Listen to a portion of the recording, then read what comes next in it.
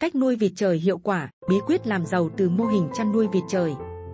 Xin chào bà con nông dân và những ai đang tìm kiếm một hướng đi mới để làm giàu trên chính mảnh đất quê hương.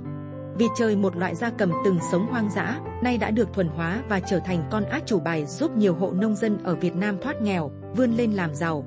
Với giá trị kinh tế cao, thịt ngon, ít dịch bệnh và chi phí đầu tư hợp lý, vịt trời đang là lựa chọn vàng cho những ai muốn khởi nghiệp từ nông nghiệp. Trong bài viết này, chúng tôi sẽ chia sẻ chi tiết cách nuôi vịt trời hiệu quả, từ việc chọn giống, xây chuồng trại, chăm sóc, đến cách phòng bệnh và phát triển mô hình bền vững. Hãy cùng khám phá bí quyết từ các chuyên gia và những tấm gương nông dân thành công để biến giấc mơ làm giàu thành hiện thực. 1. Tại sao nên chọn nuôi vịt trời? Tiềm năng kinh tế khủng. Vịt trời không chỉ là một loại gia cầm độc đáo mà còn mang lại lợi nhuận vượt trội so với các giống vịt thông thường. Dưới đây là những lý do khiến vịt trời trở thành ngôi sao trong ngành chăn nuôi. Giá trị kinh tế cao. Theo anh Nguyễn Khắc Tuấn, một vua vịt trời ở Đồng Nai, giá bán vịt trời thương phẩm dao động từ 160.000 đến 180.000 đồng trên một con, gấp 2 đến 3 lần vịt siêu thịt thông thường. Vịt con giống cũng có giá từ 35.000 đến 40.000 đồng một con, mang lại lợi nhuận đáng kể. Kháng bệnh tốt. Vịt trời có khả năng kháng bệnh vượt trội nhờ nguồn gốc hoang dã, giúp giảm chi phí điều trị và rủi ro hao hụt. Theo anh Trương Quang Thái ở Hà Tĩnh, tỷ lệ sống của vịt trời đạt trên 90%.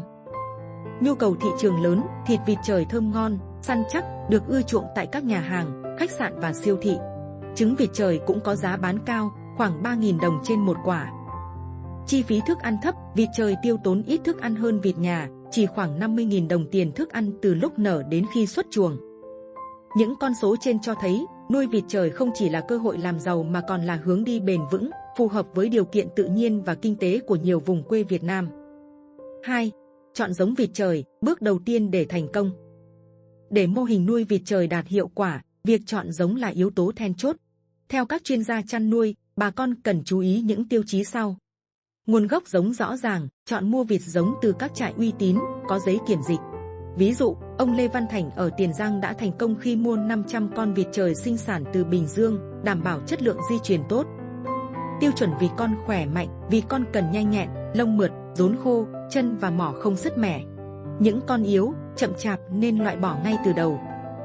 Tỷ lệ trống mái hợp lý. Theo chị Hồ Thị Tuyết ở Yên Thành, Nghệ An, tỷ lệ lý tưởng là 1 trống và 8 đến 10 mái để đảm bảo hiệu quả sinh sản.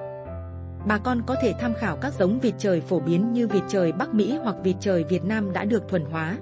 Anh Nguyễn Đăng Cường ở Bắc Ninh, người sở hữu đàn vịt trời lên đến 40.000 con, khuyên rằng nên chọn giống từ các trang trại có kinh nghiệm lâu năm để đảm bảo chất lượng. 3. Thiết kế chuồng trại, môi trường sống tự nhiên, hiệu quả cao. Vịt trời có tập tính hoang dã, do đó chuồng trại cần mô phỏng môi trường tự nhiên để chúng phát triển tốt nhất. Dưới đây là hướng dẫn chi tiết. Vị trí và cấu trúc chuồng. Chọn nơi cao ráo, thoáng mát. Chuồng nên đặt ở khu vực tránh gió lùa, thoát nước tốt, gần ao hồ hoặc sông suối để vịt có không gian bơi lội. Anh Hoàng Văn Điền ở Ninh Bình đã chọn khu đất trũng, bao quanh bởi đê để chăn thả vịt trời hiệu quả. Diện tích hợp lý. Theo kinh nghiệm từ trang trại anh Phan Văn Miền ở Ninh Bình, chuồng 20 m² có thể nuôi 100 con vịt trời trong 2 tháng đầu. Khi vịt lớn, cần mở rộng không gian để tránh chen chúc. Vật liệu xây dựng. Chuồng có thể làm bằng gạch, tre, gỗ hoặc lưới nhựa HDPE. Lưới lót sàn giúp dễ vệ sinh và giảm nguy cơ dịch bệnh. Mái che nên làm bằng tôn hoặc lá để tránh mưa nắng. Thiết kế khu vực sân chơi và ao hồ.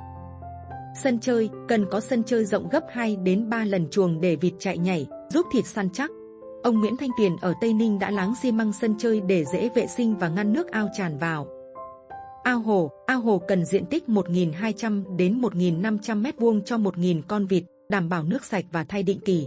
Anh Trương Quang Thái ở Hà Tĩnh thiết kế ao hồ kết hợp thả cá để tận dụng phân vịt làm thức ăn cho cá, tăng thu nhập. Chuồng cho vịt đẻ. Lót ổ, dùng chấu hoặc rơm dày 7 đến 10 cm, lót bạt bên dưới để tránh ẩm. Lá chuối khô treo trong chuồng giúp vịt làm ổ đẻ tự nhiên. Máng ăn uống, trang bị máng ăn, máng uống tự động tại sân chơi để vịt dễ tiếp cận. Máng cần dễ cọ rửa, không để vịt tắm trong máng. 4. Chăm sóc vịt trời, bí quyết để đàn vịt khỏe mạnh, năng suất cao. Chăm sóc vịt trời đúng cách là yếu tố quyết định năng suất và lợi nhuận. Dưới đây là các giai đoạn chăm sóc chi tiết. Giai đoạn vịt con, 1 đến 20 ngày.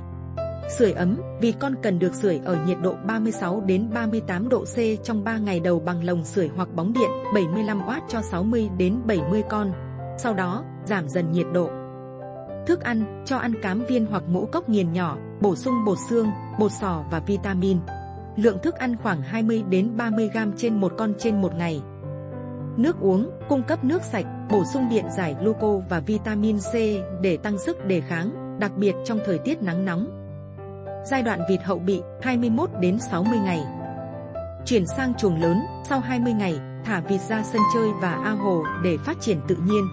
Không thả xuống nước quá sớm để tránh cảm lạnh. Thức ăn, kết hợp cám công nghiệp với lúa, đậu tương và thức ăn tự nhiên như cua, ốc, cá nhỏ từ đồng ruộng. Lượng thức ăn khoảng 50 đến 70 g trên một con trên một ngày. Vận động, cho vịt bơi lội và chạy nhảy để tăng cường sức khỏe và chất lượng thịt. Giai đoạn vịt sinh sản.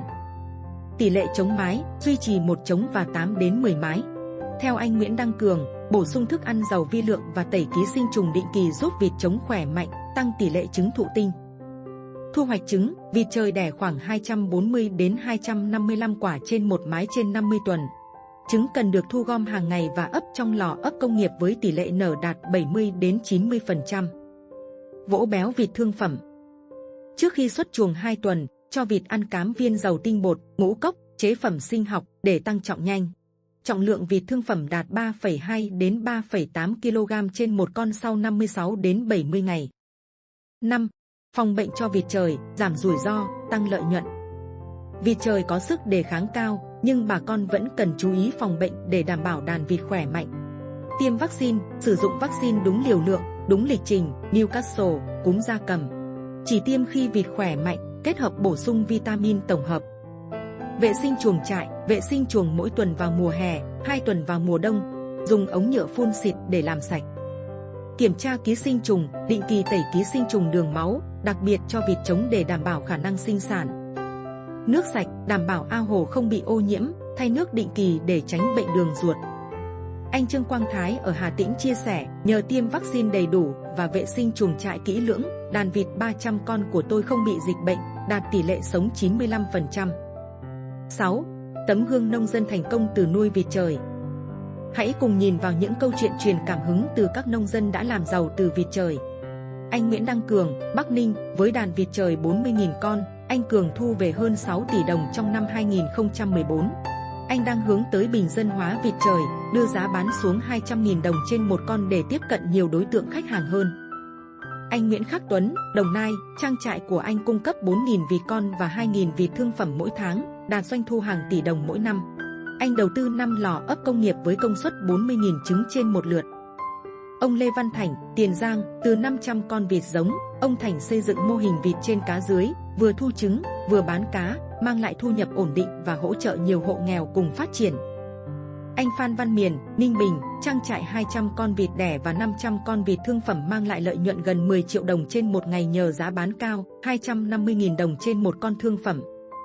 Những tấm gương này cho thấy, với sự kiên trì, học hỏi và áp dụng kỹ thuật đúng cách, nuôi vịt trời hoàn toàn có thể giúp bà con đổi đời. 7. Ứng dụng công nghệ cao, tăng năng suất, giảm chi phí.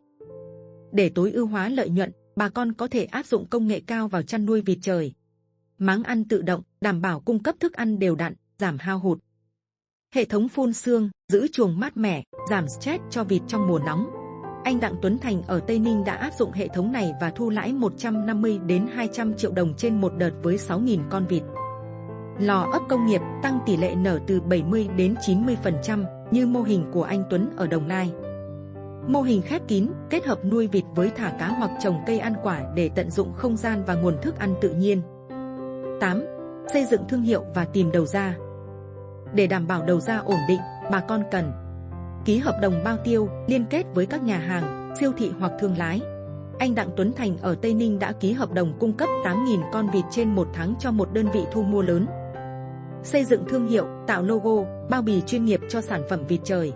Anh Nguyễn Đăng Cường đang hợp tác với doanh nghiệp để đưa vịt trời vào các siêu thị lớn. Quảng bá qua mạng xã hội, sử dụng YouTube, Facebook để giới thiệu trang trại, chia sẻ kinh nghiệm nuôi vịt trời, thu hút khách hàng. 9. Lời khuyên từ chuyên gia. Theo ông Nguyễn Hoàn, Trung tâm khuyến nông Hà Tĩnh, để nuôi vịt trời thành công, bà con cần Kiên trì học hỏi từ các mô hình thành công. Đầu tư đúng mức vào chuồng trại và con giống. Tuân thủ nghiêm ngặt quy trình phòng bệnh và vệ sinh. Tìm kiếm thị trường trước khi mở rộng quy mô. Nuôi vịt trời không chỉ là một nghề mà còn là cơ hội để bà con nông dân thay đổi cuộc sống, vươn lên làm giàu bền vững. Với chi phí đầu tư ban đầu từ 200 đến 300 triệu đồng cho 1.000 con, lợi nhuận có thể đạt hàng trăm triệu mỗi năm nếu áp dụng đúng kỹ thuật. Hãy bắt đầu từ quy mô nhỏ, học hỏi kinh nghiệm từ các tấm gương như anh Cường, anh Tuấn, ông Thành và dần mở rộng khi đã nắm vững kỹ thuật. Bà con ơi, còn chần chừ gì nữa? Hãy mạnh dạn thử sức với mô hình nuôi vịt trời, biến mảnh đất quê hương thành mỏ vàng kinh tế.